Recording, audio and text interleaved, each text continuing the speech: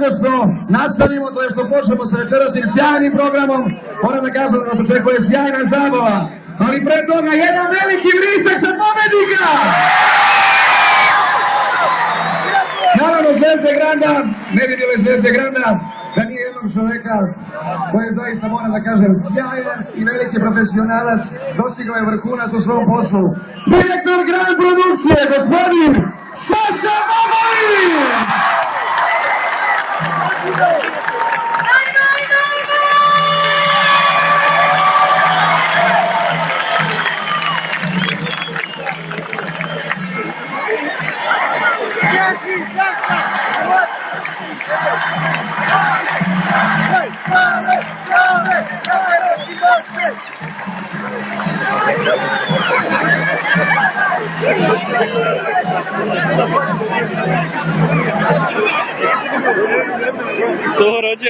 Šta da vam kažem?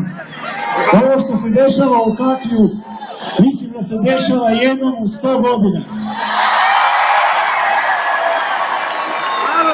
Dobro večer, Kakan!